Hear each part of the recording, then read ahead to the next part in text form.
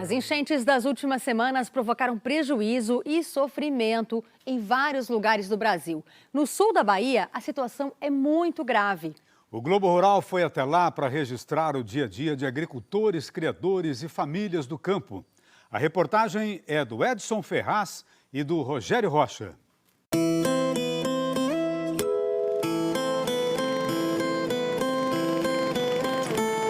Tristeza. Essa é a palavra que resume o sentimento das vítimas das chuvas na Bahia. O pequeno produtor de cacau em Canavieiras se emociona ao contar que perdeu toda a colheita. É duro, cara. O rio levou tudo. A ribeirinha também chora ao lembrar que a água quase matou todos os porcos do sítio. Quando veio a água... A senhora ficou com medo? Fiquei, mas eu enfrentei por causa dele, para me salvar eles. Para mim não deixar eles jogados sozinhos. Porque aí ia sair um pedaço de mim se eu visse eles sofrendo e eu não poder fazer nada. Também foi com lágrimas que a anciã Tupinambá mostrou a casa onde morava destruída. Eu choro porque não é fácil, as minhas coisas, tá tudo aí no meio da lama aí, é muito sofrimento, eu nem gosto de vir aqui. Essas são algumas das histórias de milhares de vítimas da enchente que atingiu principalmente o sul da Bahia no mês passado. Cerca de 30 dias depois das primeiras tempestades, mais de 40% de todos os municípios do estado foram afetados pelas chuvas. Em azul no mapa estão os quase 200 que decretaram situação de emergência. Os desabrigados somam aproximadamente 30 mil pessoas. E o cenário ainda é este. Esse aqui é um exemplo do que aconteceu com muitas propriedades rurais aqui no sul da Bahia. Um sítio completamente alagado, desde a porteira de entrada até a sede. Logo aqui na entrada da propriedade, um bezerro morto. Provavelmente morreu afogado com a enchente. Caminhamos com dificuldade. A água quase chega na cintura. Vai com muito cuidado, pisando aos poucos, para não cair em nenhum buraco. Pastagem, cercas, curral, o pomar, tudo tomado pela água. As duas casas também foram atingidas. E a gente percebe pela marca que a água já esteve mais alta. Chegou até esse ponto, olha. Já baixou isso daqui. Aqui, né, provavelmente era a cozinha, a gente tem um fogão a lenha aqui. Os móveis já foram retirados. Nos cômodos, só a água barrenta. Encontramos na região muita solidariedade. Esses 12 voluntários vieram de várias partes do país. São veterinários, biólogos e tantos outros profissionais que estão ajudando a população e os animais. O trabalho começa nas primeiras horas da manhã. Eles carregam as embarcações para levar os donativos.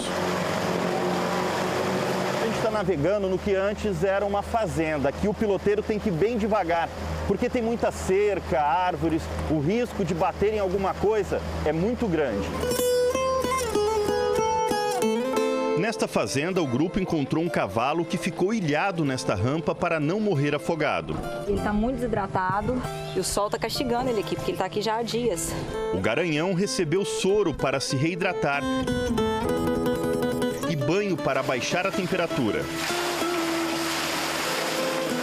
Deram comida e vermífugo e mudaram o animal para uma área protegida do sol. Nesta outra propriedade, os cuidados foram com 6 cachorros que ficaram ilhados com o dono.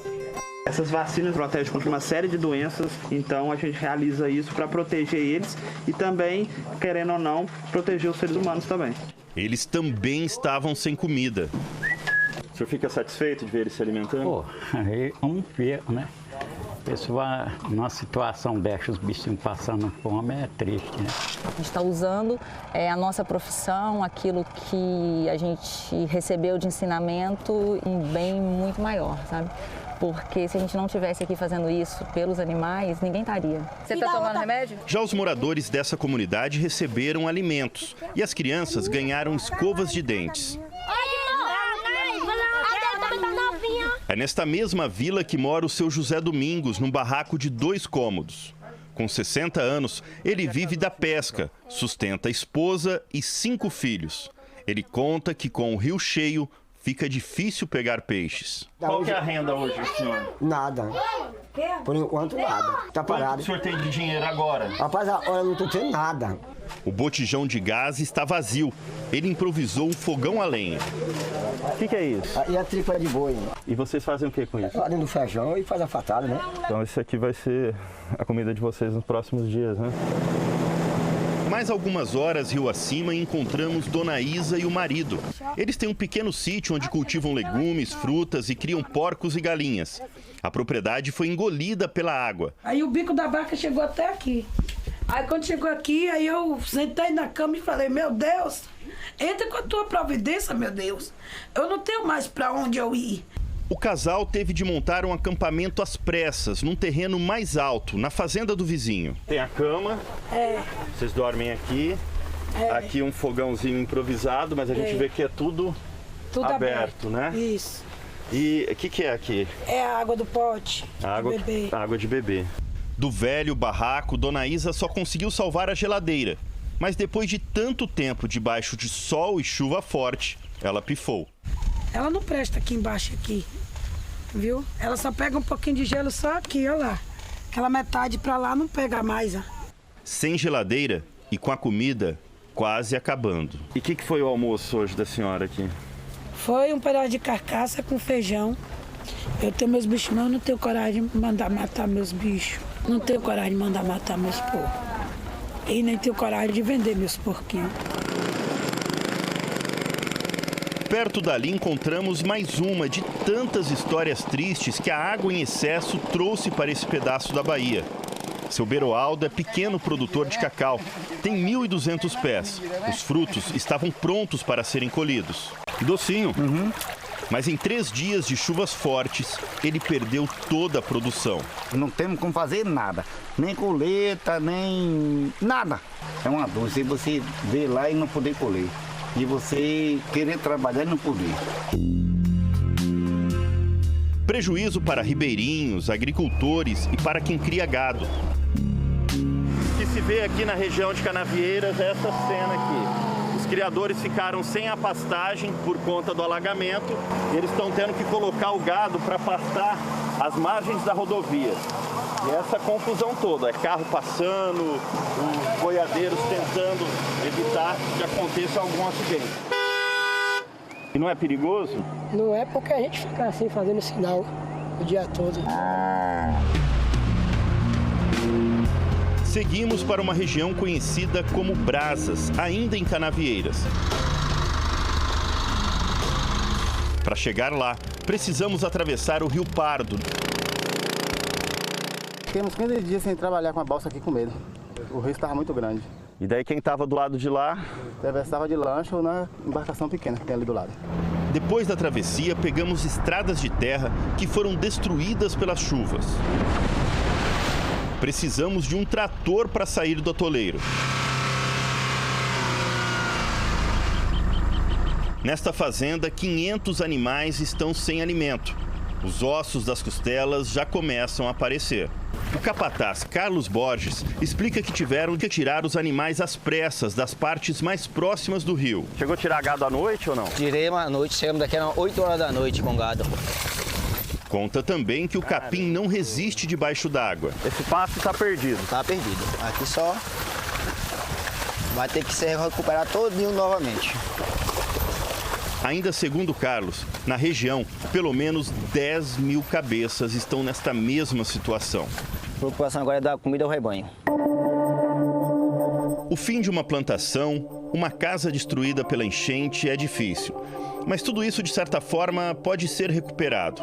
O duro é quando uma perda não tem mais volta. Foram 26 mortes na Bahia por causa das chuvas. Uma delas foi do jovem agricultor Matheus, de 21 anos, que vivia neste assentamento na zona rural de Ilhéus.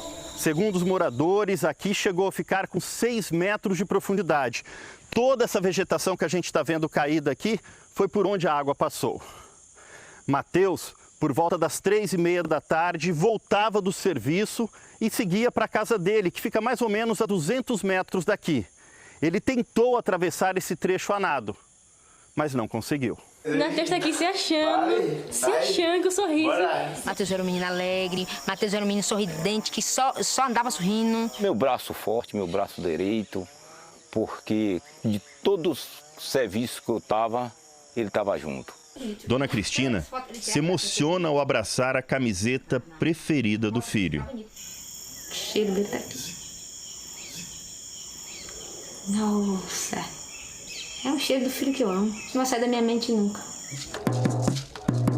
A 300 quilômetros dali, no município de Ribeirão do Largo, 3 aldeias com 3 povos diferentes, os Tupinambás, Emborés e Camacã, também foram atingidas pela enchente. Quando a gente saiu aqui, a água já estava tomando conta já. Então, assim, foi levando tudo, levando casa, os nossos bens. A gente começou naquele sofrimento, corria daqui, mas a gente viu que não dava para aproveitar tanta coisa, porque a força da água foi muito forte. Cerca de 140 famílias indígenas passaram 10 dias ilhadas. A única solução da gente era correr para o morro lá em cima, né? Porque tomou conta de tudo. Os indígenas não tiveram tempo de tirar móveis e eletrodomésticos. Olha, as casas aqui na aldeia, elas são feitas de barro e de madeira. A água veio com tanta força que retirou o barro. A estrutura ficou muito frágil. Uma parede como essa, por exemplo, corre o risco até de cair. No desespero, o dono desta casa chegou a amarrar a construção e a caixa d'água numa árvore para evitar que elas fossem levadas pela correnteza. Os indígenas perderam toda a plantação. Levou muita roça de mandioca, muita roça de milho. A perca foi muito grande mesmo. A prioridade aqui no momento é a reconstrução de todas essas rocas que foram feitas para que esse povo tenha uma vida digna como ser humano. Uma crença indígena antiga diz que quando se é atingido por um grande problema, dor ou aflição, os guerreiros precisam se unir e cantar bem alto para expulsar o que eles chamam de má sorte. A ideia é mostrar força e esperança. Esperança de que dias melhores virão.